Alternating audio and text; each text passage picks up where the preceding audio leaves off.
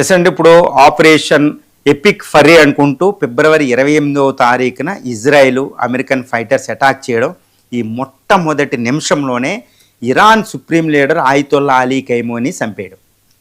ఇలా Ayatollah Ali Khamenei చంపేస్తే Iran లొంగిపోద్ది. Islamic Republican Guards Corps main ఆయన ఆధ్వర్యంలోనే, ఖైమోని ఆధ్వర్యంలో ఉంటుంది కాబట్టి అది లొంగిపోద్ది. వెంటనే ఇక్కడ వెనిజులా లాగే యుద్ధం ముగిసిపోద్ది అనుకున్నారు ట్రంప్. కానీ కథ అడ్డం జరిగింది. దీనివల్ల ఇంకా రెచ్చిపోయి ఇరాన్ విధ్వంసం క్రియేట్ చేస్తుంది. మహా విధ్వంసం.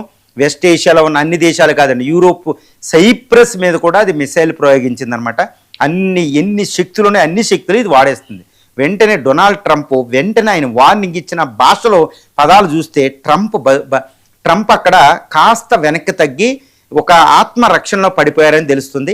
ఎందుకు పడిపోయారంటే, ముందు ఈ యుద్ధం చెయ్యొద్దు, ఈ ఆయుధాలు చూపించి అటాక్ చేస్తాననే భయాంతోనే ఇరాన్తో ఏదన్నా ఒప్పందం, గౌరవప్రదమైన ఒప్పందం చేసుకోవాలి, కానీ యుద్ధం మొదలవుతే చాలా ప్రమాదమని పెంటగాన్ రిపోర్ట్ ఆయనకి ఇచ్చినట్టు తెలుస్తుంది. కానీ డొనాల్డ్ ట్రంప్ ముక్కుసూటికి వెళ్ళి పెంటగాన్ రిపోర్ట్ను పక్కన పెట్టి, మీరు ఎట్టి పరిస్థితుల్లో ఇరాన్కి లెసన్ ఇవ్వండి అనుకుంటూ ఆయన మొదలుపెట్టి మొండిగా ఉండడం వల్ల యుద్ధం జరిగిందని తెలుస్తుంది.